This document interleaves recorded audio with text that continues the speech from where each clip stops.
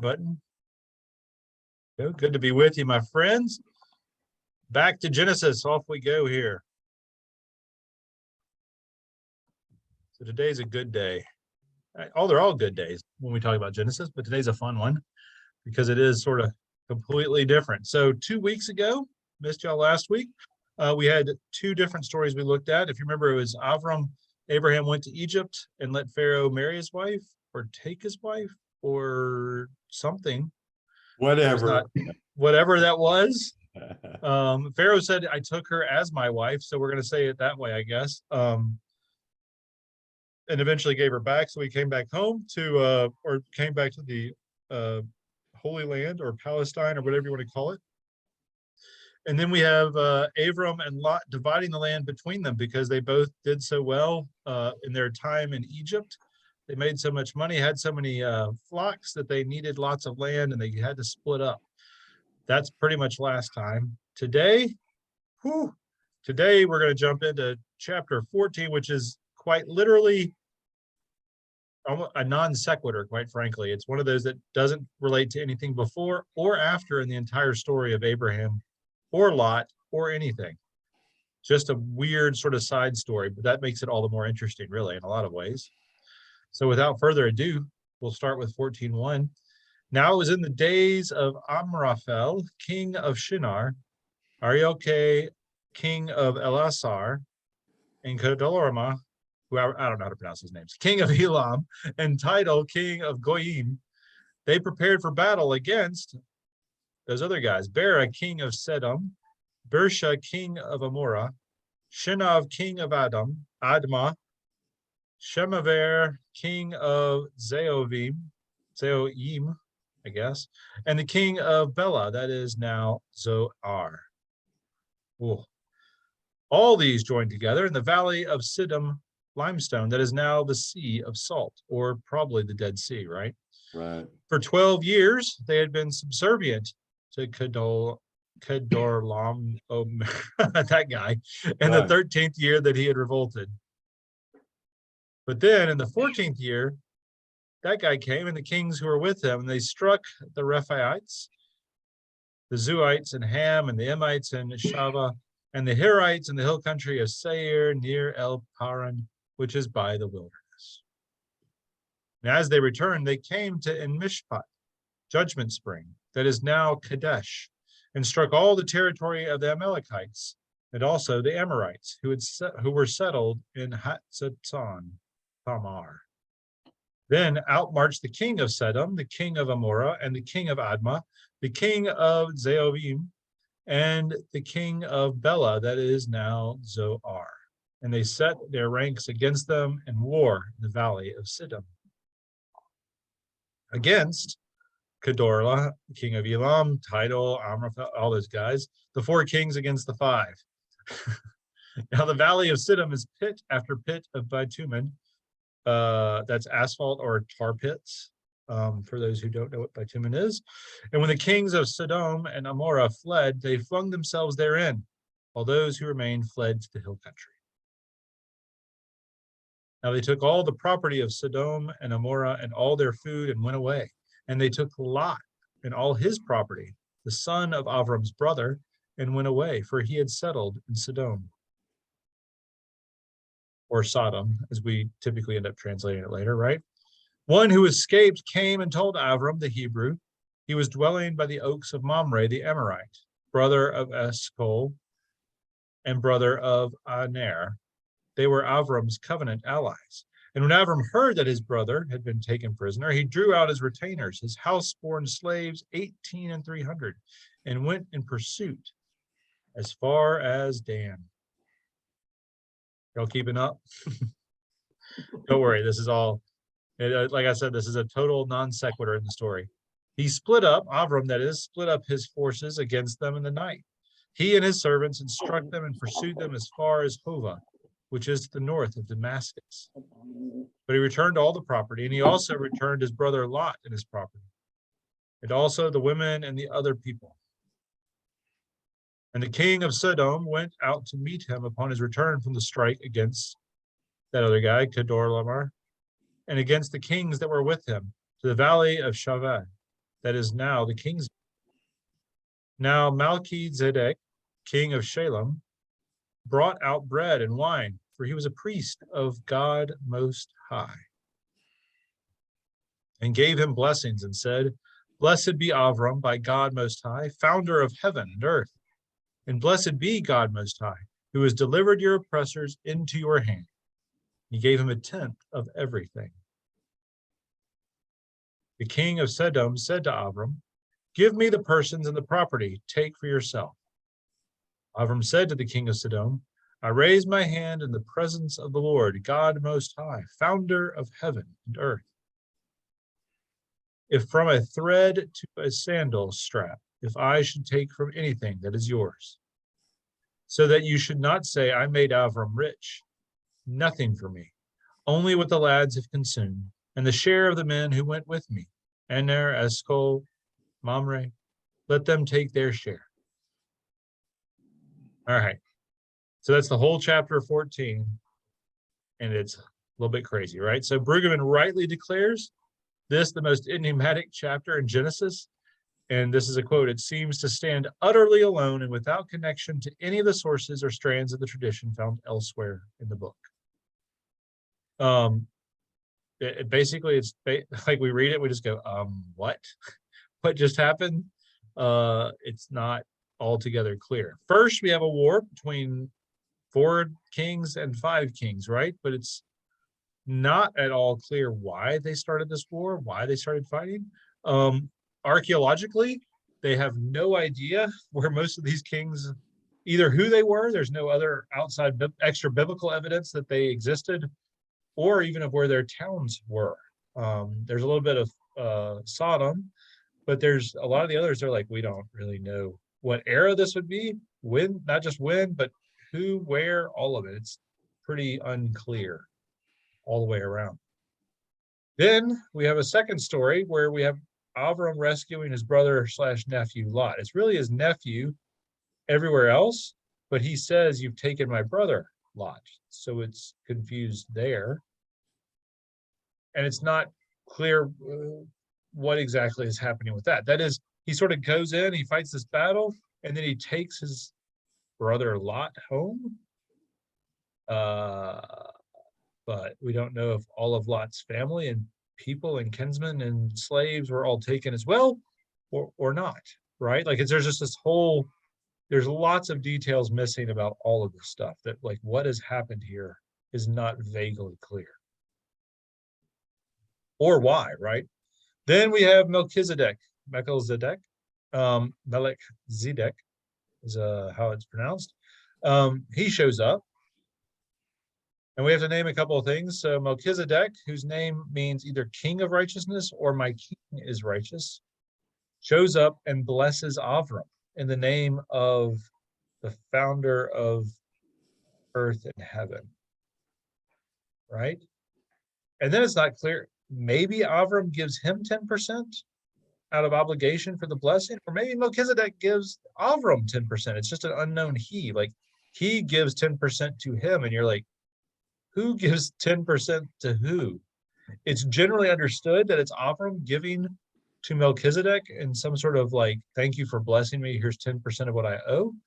It is actually one of the places that people will point to when they talk about tithing their wealth. They'll point to the story of Melchizedek and say, well, Abraham gave 10% to Melchizedek, we should do the same to the church.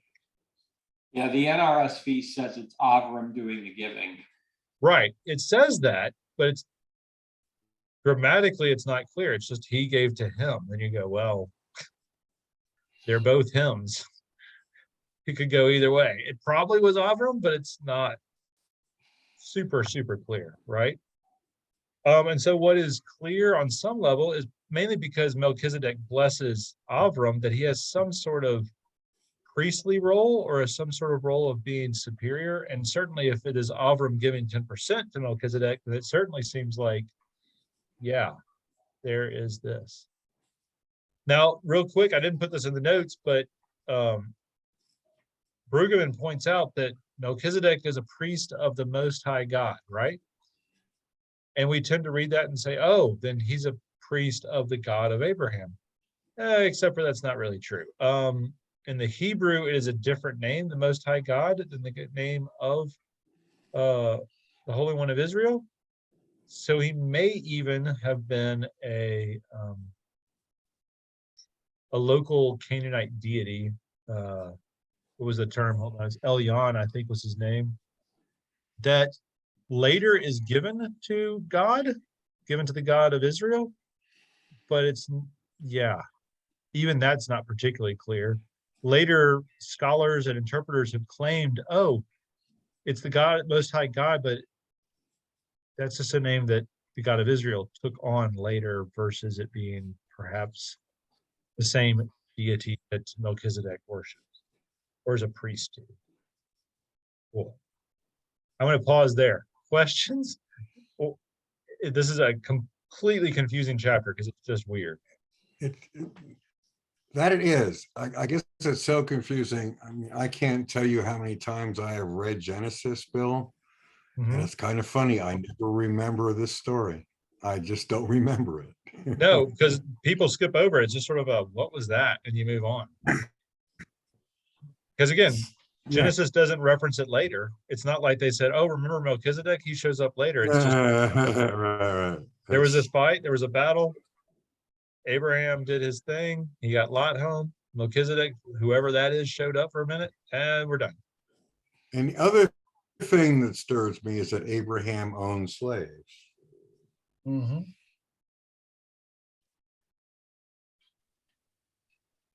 All of the patriarchs of Israel owned slaves, which is one of the Yeah, I reasons know.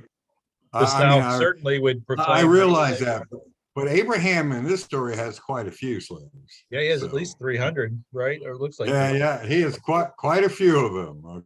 Okay, Which and that's and somewhat the disturbing. I don't know, whatever, 3,000, whether you're talking 4,000 or 5,000 years ago, or even 180 years ago in the agrarian South.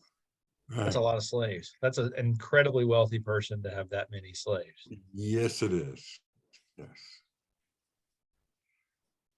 So anyway, all in all, just all together, it's just a disturbing story. That's all. Yeah. It is.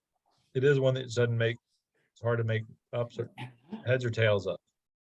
Yeah. Are you planning on doing a sermon about this chapter anytime soon, Bill? No. Thank you. Thank you.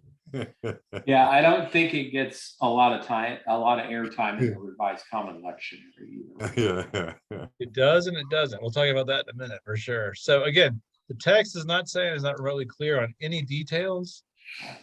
Salem, he's the king, right? Melchizedek is the king of Salem. Sometimes they believe that to be Jerusalem, Jerusalem, which can be translated as city of peace if you go with Salam with the Arabic pronunciation for peace, and Jeru being a part of that, Ru being the city in Hebrew. Maybe Melchizedek is the high priest in Jerusalem. Maybe not. Again, we just have this. Did they have high priest? As far as I know, the priestly class hadn't even been established yet, had it? Right. No, that it had not.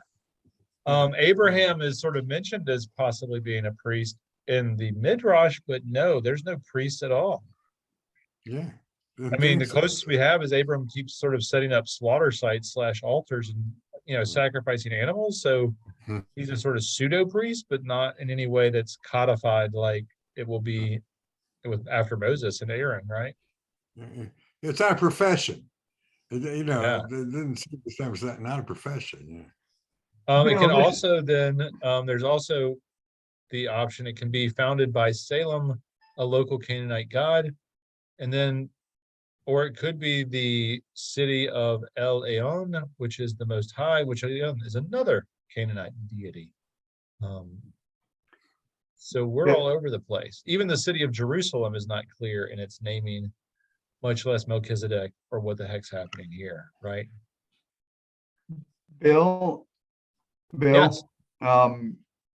Sort of off topic, but slaves during this time, who were they? I mean, where did they come from? Why were they slaves? Well, yeah, I mean, that's a good question. I'm not sure that I have any clear answer other than when we jump ahead towards the end of the book, right, when they sell Joseph into slavery in about 350, 200 years, whatever it is. Actually, maybe not even that long. It just seems like it's a common practice. If you capture somebody and defeat them in battle, then you can sell them into slavery.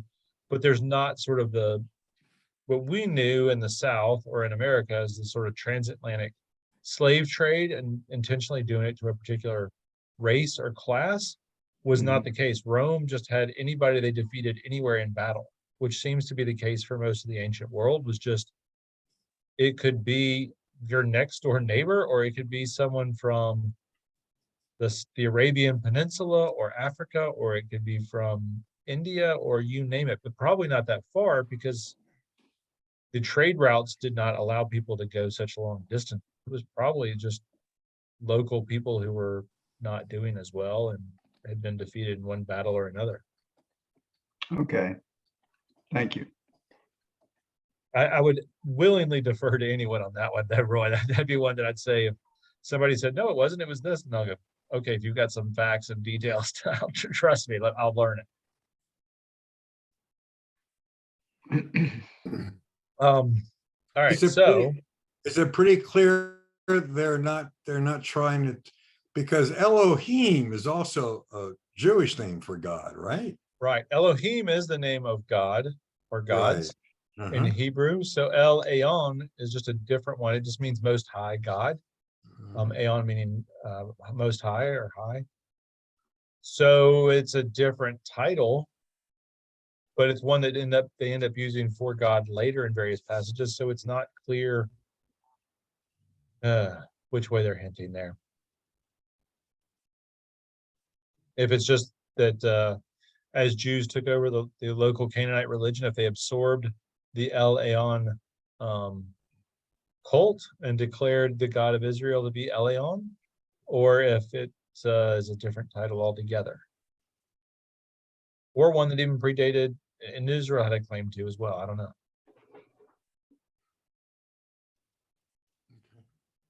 All right, so Jews don't spend much time talking about these passages because, well, they're so weird and different, right? They don't have a whole lot to engage or to go deeper on, other than the broad. Abraham was a clear military genius of some sort, right? He was good in battle and saved his nephew / brother, Lot. And sometimes they will say that they'll translate that word as kinsman instead of brother, or something like that. So that sometimes they'll fudge it that way. But again, there's not a whole lot teaching wise there. However, Christians spend a lot of time because of the letter to the Hebrews. This is one that not all Christians know, but the letter to the Hebrews has a lot to say about this passage. In fact, half the book or a third of the book is about this passage. So we're going to look at that real quick. So in 5:5 of Hebrews, chapter 5, verse 5, the writer to the Hebrews says, so also Christ did not glorify himself in becoming a high priest, but was appointed by the one who said to him, you are my son, and today I have begotten. As he says also in another place, you are a priest forever, according to the order of Melchizedek. What? So those are Psalms. Both of those are Psalms. And there is that line, you are a priest forever according to the order of Melchizedek. Doesn't refer to Jesus. Obviously, it was written long before. It's a psalm talking just about the priests in general, but could be the future Messiah would be in the order of Melchizedek. But even then, it's sort of a, wait, what does that mean? So that's 5, 5, and 6. Then 7 continues, in the days of his flesh, Jesus offered up prayers and supplications with loud cries and tears to the one who was able to save him from death. And he was heard because of his reverent submission. Although he was a son, he learned obedience through what he suffered. Having been made perfect, he became the source of eternal salvation for all who obey him, having been designated by God a high priest according to the order of Melchizedek. Cool. All right. So this is all chapter 5 sort of info. If you're thinking to yourself, what the heck is the order of Melchizedek? We don't know. We don't know any more about it than what we just read, which is Melchizedek is a priest of the Most High God. We don't know what the order of Melchizedek might be, or if that's a later development in Judaism, or if it's a different idea completely. Yeah. It continues the entire chapter, or not the entire chapter, only part of 6. So 6:19, we have this hope, a sure and steadfast anchor of the soul, a hope that enters the inner shrine behind the curtain, where Jesus, a forerunner on our behalf, has entered, having become a high priest forever according to the order of Melchizedek. Again, this is also sort of Stephan's comment. There weren't high priests. There wasn't an inner or outer shrine. There wasn't a curtain separating the Holy of Holies. All of that is a total impossibility, right? Or at least an anachronism to talk about Melchizedek, who was a good 1,000 years, 500 to 1,000 years before Moses came up with the rules, much less Jesus well after that. So he's a forerunner, what? So what we can say is what the author of Hebrews is super concerned about. The high priest was the only person allowed into the Holy of Holies, the place where God dwelled. And they would tie a rope around the head priest's waist so that if God came near or spoke to or touched the priest and they died, well, then they could just pull his body out with the rope instead of someone else risking offending God for not being a high priest and being in God's presence. It's a sort of crazy thing, but that's literally how that process worked when they would have the Day of Atonement and they would do bless the space with offerings. Is not all the land before you? Oh, no, that's a different one. Sorry. So then chapter 7 continues. This King Melchizedek of Salem, priest of the Most High God, met Abraham. This is the entire chapter, so settle in because Hebrews makes a big argument here, or the author of Hebrews. This King Melchizedek of Salem, priest of the Most High God, met Abraham as he was returning from defeating the kings and blessed him. And to him, Abraham apportioned 1/10 of everything. So to Craig's point, whether it's, while it seems not clear in that sort of he gave money to him, the interpretation that certainly this writer has is that Abraham gave it to Melchizedek. His name, in the first place, means King of Righteousness. Next, he is also King of Salem, that is, King of Peace. Without father, without mother, without genealogy, having neither beginning of days nor end of life, but resembling the Son of God, he remains a priest forever. See how great he is. Even Abraham the patriarch gave him 1/10 of the spoils. Those descendants of Levi who receive the priestly office have a commandment in the law to collect tithes from the people, that is, from their kindred, though these also are descended from Abraham. But this man, who does not belong to their ancestry, collected tithes from Abraham and blessed him who had received the promises. It is beyond dispute that the inferior is blessed by the superior. In the one case, tithes are received by those who are mortal. In the other, by one of whom it is testified that he lives. One might even say that Levi himself, who receives tithes, paid tithes through Abraham, for he was still in the loins of his ancestor when Melchizedek met him. Now, if perfection had been attainable through the Levitical priesthood, for the people received the law under this priesthood, what further need would there have been to speak of another priest arising according to the order of Melchizedek, rather than one according to the order of Aaron? For when there is a change in the priesthood, there is necessarily a change in the law as well. Now the one of whom these things were spoken belonged to another tribe, from which no one has ever served the altar. For it is evident that our Lord was descended from Judah, and in connection with that tribe, Moses said nothing about priests. It is even more obvious when another priest arises, resembling Melchizedek, one who has become a priest not through a legal requirement concerning physical descent, but through the power of an indestructible life. For it is attested of him, you are a priest forever, according to the order of Melchizedek. There is on the one hand, the abrogation of an earlier commandment, because it was weak and ineffectual. For the law made nothing perfect. There is on the other hand, the introduction of a better hope through which we approach God. This was confirmed with an oath, for others who could become priests took their office without an oath.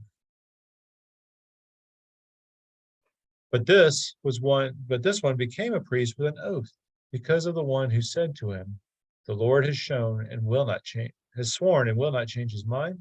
You are a priest forever. Accordingly, Jesus has also become the guarantee of a better covenant. Furthermore, the former priests were many in number because they were prevented by death from continuing in office. But he holds his priesthood permanently because he continues forever. Consequently, he, that is Jesus, of course, is able for all time to save those who approach God through him, since he always lives to make intercession for them. For it was fitting that we should have such a high priest, holy, blameless, undefiled, separated from sinners, and exalted above the heavens.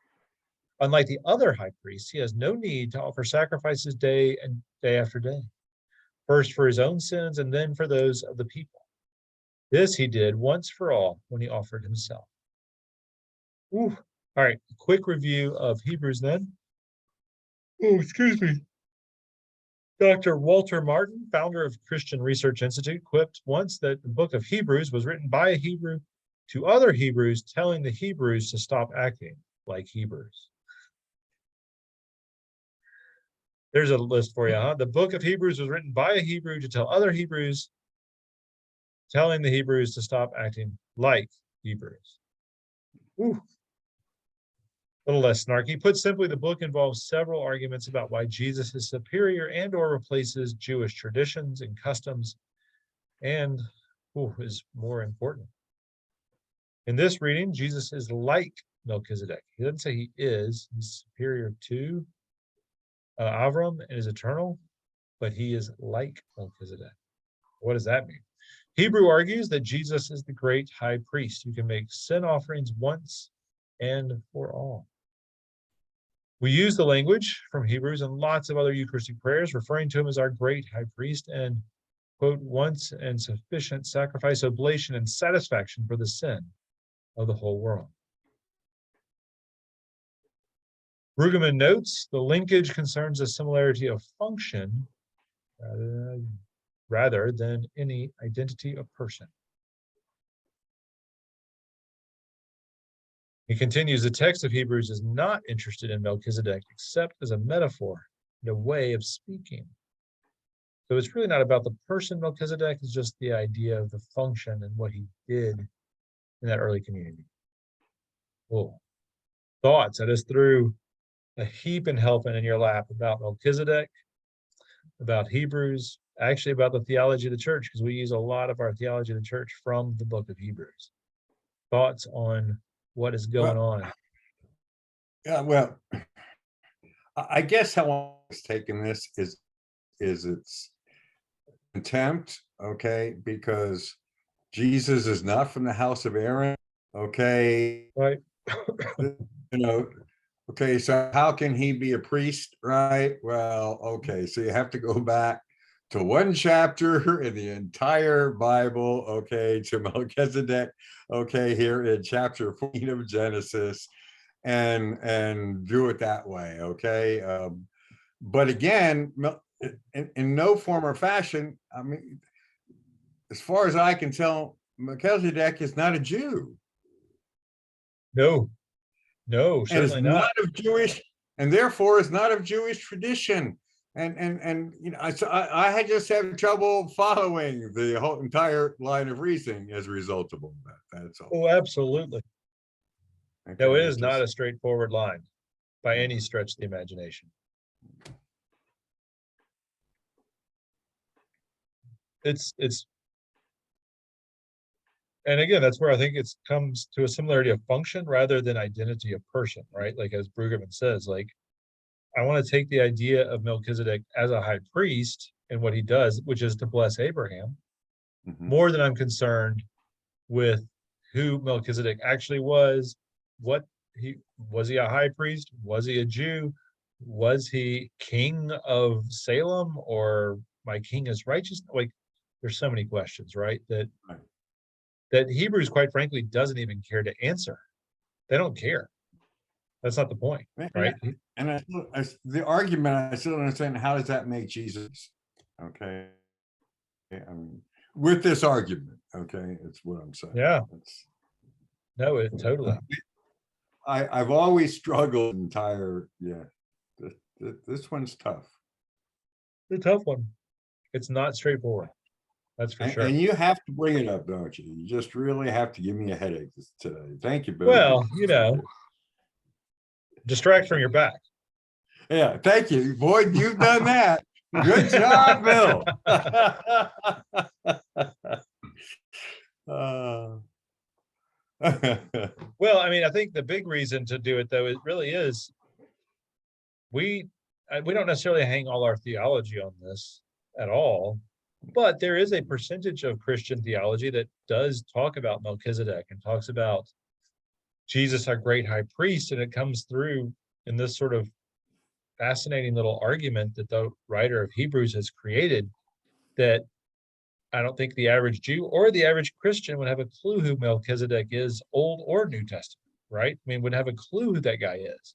He's one line in one verse in Genesis and never shows up again hardly.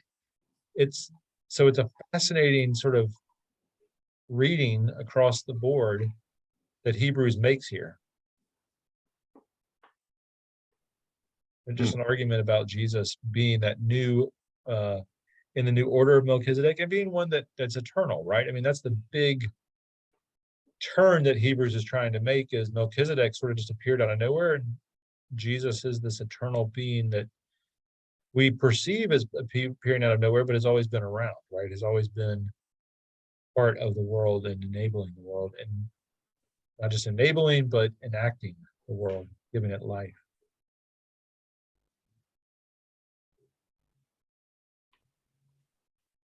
Yeah. Is there any thought how this story got into Genesis? I looked a little bit at some of the other text critical folks, and it's one of those classic ones I think was probably just, and they don't know, you know, they only use one line for the name of God, so they don't think it's necessarily a Yahwist history. It doesn't read like a priestly history, although there is a priest in it.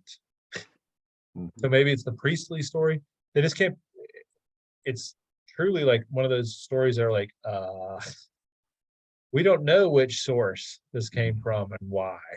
Was it so important to put Melchizedek in? And why was it so important to have Abraham defeat these random kings in battle to bring back Lot? Because it's all just sort of a, wait, what does it mean? Other than maybe it's just a good story, but it's not at all clear. Well, I mean, I guess maybe it does help substantiate Abraham as the father of the Jews, but they, Sure. okay. Actually, it's father of all of us, but we'll let that one alone for now. Yeah. We can try anyway. Yeah. So next week is chapter 15. I didn't know how long we go with old Melchizedek. Mainly because it is just so all over the place. Chapter 15 actually returns to the previously scheduled story. Like you sort of read that one and you go, oh, okay, here's the regular tale versus all this sort of craziness where we get back into the covenant and does Abraham believe and all that kind of stuff that we've been wrestling with in the previous 2-3 chapters. It's just that 14 is such a non sequitur. It's one of those you just have to spend some time trying to figure out who the high priest is, what's going on, when, what, where, and how, right? Well, I have to tell you, I know I was supposed to be listening carefully, but I did Google to try to find out about Abraham's slaves. Oh, There's no record, but there's a disclaimer. I mean, they don't tell you where he got all those slaves, but it says that it was not like slavery in the Bible was not like slavery in America. And I thought, well, what was the difference? I mean, I don't know. Another article said it was more like an indentured slave, that you served 7 years and got your freedom. So who oh, knows? interesting. Okay. If you're not a slave on and on, I don't know. Almost indentured servitude, it sounds like, more than, Maybe. Yeah, so. that's kind of what Pure I thought, slavery. but, you know, there's so many different views and, you know, it goes on and on and on, but that was kind of the substance of what I saw in a few minutes. Anyway, it's just kind of, I mean, it is to start with 300 and something slaves. Wow. Yeah. That is- I didn't really, I guess you hear about, you know, the slave girl who was mother of Abraham's child, but I Right, didn't Hagar, yeah. realize he had 300 and something slaves. yeah, 318, I guess, officially. So that's a huge number of slaves. Again, the one thing we can say is Abraham's extraordinarily wealthy, Yes. just regardless. Well, obviously. Yeah. So, I know, that's interesting. I just, that particular, I would like for Yeah. Stefan, that just hit me, that thought that there were that many slaves that Abraham and Sarah had. Absolutely. I guess I also get, I guess the more I think about all this story where we're at right now, is I never gave a whole lot of thought till now, but I'm also disturbed. Okay, because I asked myself, how did he become so rich? Right, And basically it was by giving his wife to the Pharaoh. Okay. Mhm. And that disturbs me, and that really bothers me. Okay. Mhm. I'm having trouble dealing with that one, Bill. I just I really know, am. me too. Okay, so She's an old wench, you can have her. No, she was supposed to be beautiful. That's why.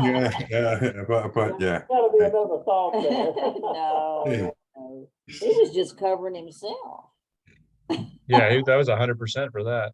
I mean, he was just covering himself by At saying, least the "That was story my says that. sister and you can have her." Yeah, that's what the story says, yeah, but you know, that's not, yeah. Okay, so anyway, the story, I mean, I kind of read the story before, but now that we're really looking at it like we are, I'm all of a sudden really bothered, okay? But Yes. I can't change it. I can't change it, so I guess maybe I'll have to let it go, but there you go. Well, I will say this is the importance of having Bible study, right? Because sometimes I can read the whole book of Genesis in an afternoon if I wanted to, in one sitting. But if you do that, you do tend to skip over some parts and go, wait, what do you mean he had slaves? I don't remember slaves. Mhm. Or I remember the slaves, but there's not that many. There's 300. Wait, what? I mean, it's so easy to miss the detail or the complexity of some of these issues if we don't take it almost chapter by chapter and start to wrestle with, It makes wait, me question, and it makes me do I may be doing some further research on this. yeah, absolutely.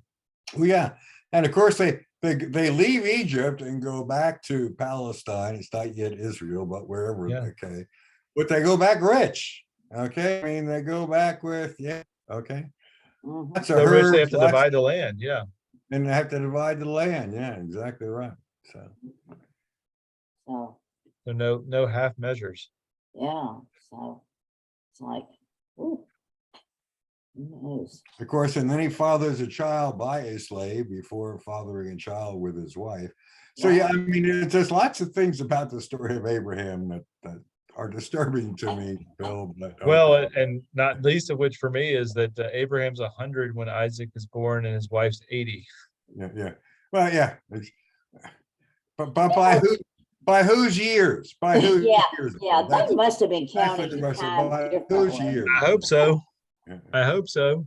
I don't think the Pharaoh would have been interested too much in her if she was 80 years old. I mean, in the time we have now, you know, I don't know. It Probably. not. doesn't make sense. Well, we don't know how old Pharaoh was, so there you go. Nope, we don't. Goodness gracious. We don't know. Well, all right, my friends, if there's anything else we want to engage with this, it's a big old soupy mess, but it's interesting. Well, Yeah. thank you for taking my mind off my back, Bill. Good job. There you go. Oh, There's goals. You just have to have goals, right? There you go. yeah. Oh, Bill, you said that you thought Lynn had some conflict today, but you didn't know what it was. Yeah. He's in Kenya. Oh, So I good, guess that's a good conflict. That's a good conflict, Oh, yeah. wow. I think that's why he can't be. Yeah, he's with his daughter and son-in-law and Yeah. It grandchildren. says greetings from the them. Kenyan coast. I'm just back from Oh, okay. exploring tidal pools in the coral reefs with my grandchildren. Oh, Awesome. wow. Good for him. Well, he'll have Yeah. stories to tell when he comes back. Absolutely. Yeah. All right, my friends. Well, if there's nothing else, y'all have a great day, and we will we'll see you next week. Buddy. Thank you, Thank Bill, you, very Bill. much. All right, we'll be Have a there good next Thank one. week. you. Bye, everyone. Keep feeling better, Stefan. Thank Bye-bye. you.